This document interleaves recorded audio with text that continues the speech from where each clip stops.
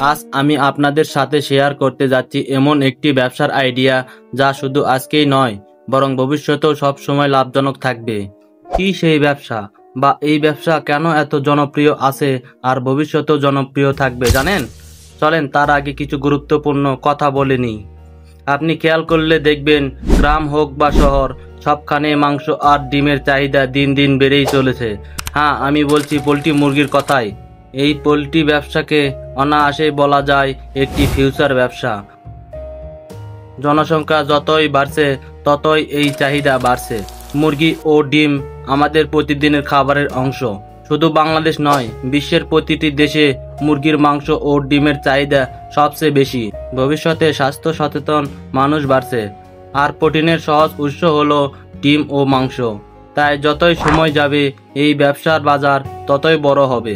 এখন যারা এই খাতে কাজ শুরু করবেন, ভবিষ্যতে তারা বড় উদ্যোক্তা হয়ে উঠতে পারবে।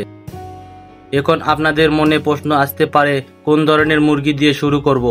এই ব্যবসায় দুই ধরনের বড় অপশান আছে, লেয়ার মুরগি ও ডিমের মুরগি। দেখবেন রেস্টুরেন্ট, হোটেল, বাজার সব জায়গায় ব্রয়লারের চাহিদা সবচেয়ে বেশি। এখন আপনার এলাকায় কোনটার বেশি চাহিদা সেটা দেখে শুরু করতে পারেন। আচ্ছা ভাবুন তো, আজ থেকে 10 বছর পরে বাংলাদেশের জনসংখ্যা কোথায় গিয়ে দাঁড়াবে? এখন যারা এই ব্যবসায় প্রবেশ করবে তারা ভবিষ্যতে বড় উদ্যোক্তা হয়ে উঠতে পারে। পোল্ট্রি মুরগির খামার শুধু আজকের জন্য নয়, এটি একটি ভবিষ্যতের সোনালী ব্যবসা। আপনি যদি এখনই শুরু করেন, ভবিষ্যতে এর চাহিদা আপনাকে আরও বেশি লাভ এনে দেবে। আপনার ব্যবসা যেমন বাড়বে, আপনার আয়ও তেমনই বাড়বে। তো ভিডিওটি ভালো লাগলে লাইক দিন, চ্যানেলটি সাবস্ক্রাইব করুন, আর কমেন্টে জানাতে ভুলবেন না আপনি কি ডিমের খামার করতে চাচ্ছেন নাকি মাংসের খামার। দেখা হচ্ছে পরের ভিডিওতে। ধন্যবাদ।